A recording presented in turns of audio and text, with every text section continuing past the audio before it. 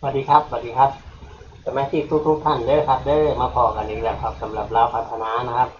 ก็ขอบคุณสมาชิกทุกท่านเด้อที่มาพอกันอีกแล้วนะครับเนาะเราพัฒนานะครับเมื่อนี้ก็เป็นวันที่30เด้อสิ้นเดือนแล้วเริ่มเดือนหน้าก็ทีนี้ทุกวันจันทร์วันศุกร์เด้อจันทร์นะครับพุธพฤหัสศุกร์นะครับเด้อเราพัฒนาจะมี50,000เลยได้บาทเนี่ยออกเวลาเก่าแต่ว่าเพิ่มจำนวนรอบขึ้นมามีเสมอครับก็สิมาข้อกันทุกมือเลยบัดนี้แล้วพัฒนานะครับว่าต้องซีเรียสว่าต้องเครียดเด้อพอพักกับพักพอเซากับเซาพอไปเจ้ากับไปนะครับเด้อพิจารณาเจ้าของครับว่าโชคดวงมีสันใดประมาณนี้โชคดวงมีสันใดประมาณนี้นะครับเนาะมือแล้วพัฒนามีเพียงใดเนี่ยแล้วพัฒนาขอบพระคุณสมาชิกทุกท่านหลายๆที่เขามาชมรอบที่แล้วเขาบอกให้7 กับ 8มา74เนาะเขา74เขาว่า74อืมเขาอยู่หรอกมีคนโชคดีบ่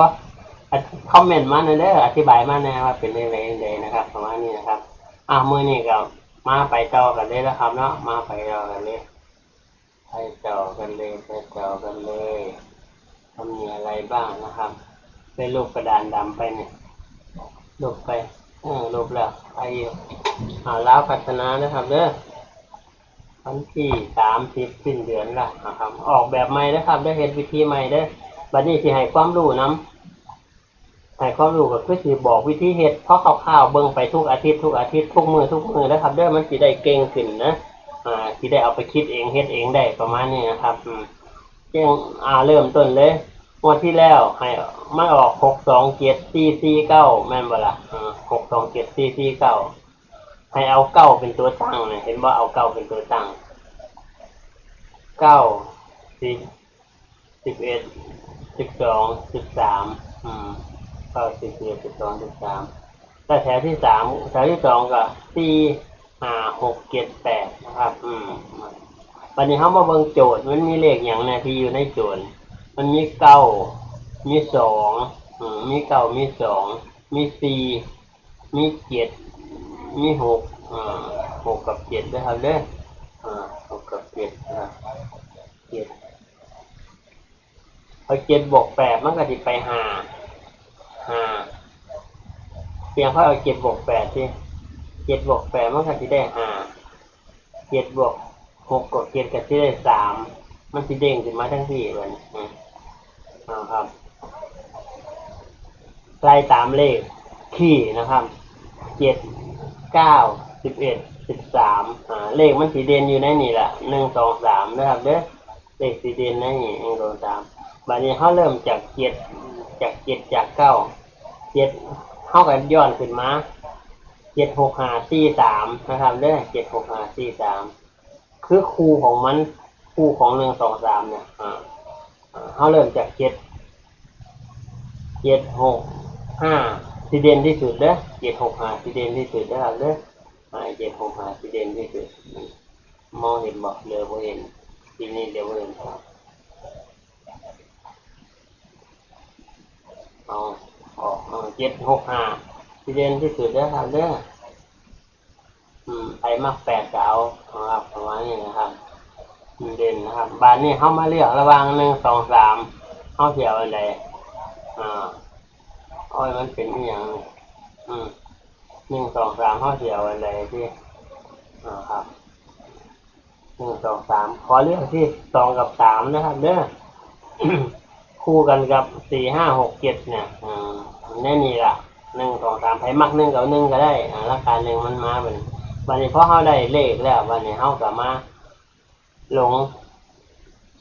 3นี่นะครับเด่น2 กับ 3เด้อ2 กับ 3ส่วนคู่ของเพิ่นก็สิเป็นเรียงมาเลย4 5 6 7 8นะครับ2 3หรือว่า1สิมากับบ่ฮู้เด้อเขาได้นี่ตามนี้แล้วบัดเขามาจับคู่แล้วบัด2 กับ 3เอา4ก็ได้ 42 43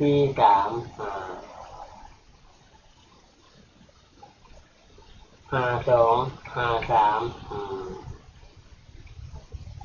62 63ครับ72 73นะครับแบบนี้เอาตัวที่มันซ้ำกันนะ2 3แล้วก็3 3 3ก็แล้วกัน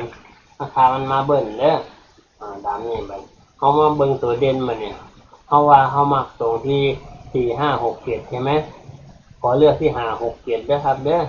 5 6 7 5 6 7ที่เด่นสุดเนี่ยเด่นนะครับเด้อครับตามนี้นะครับ6 7บาทนี้เรียบร้อยแล้วจดเอาเลยบัดนี้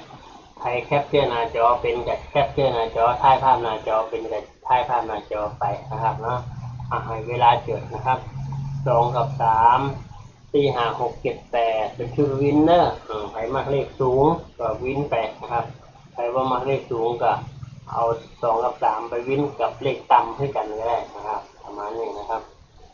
ที่รู้คือ5 6 7เด่นล่ะ52 25 53 35 62 26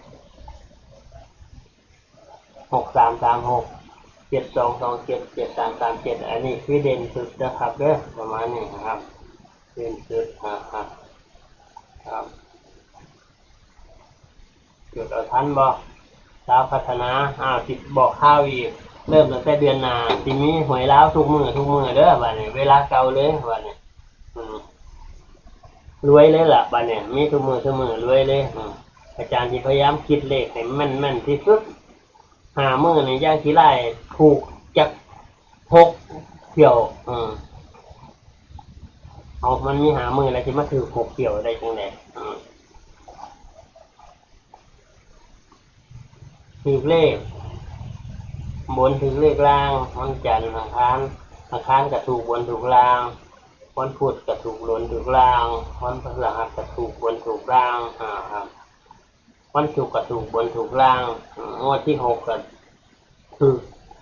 ถูกยังอีกคิดบวกดู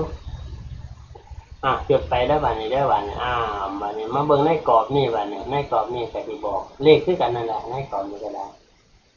เลขนี่กันอันเดียวกันบ่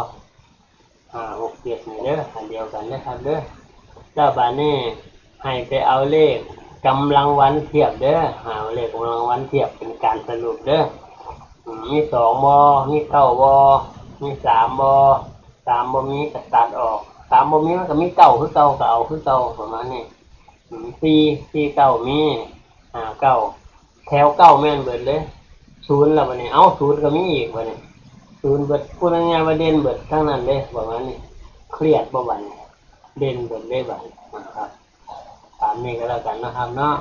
ขอบคุณหลายๆขอให้ทุกท่านเฮงๆเรื่อยๆนะครับเด้อสาธุสาธุสาธุสาธุ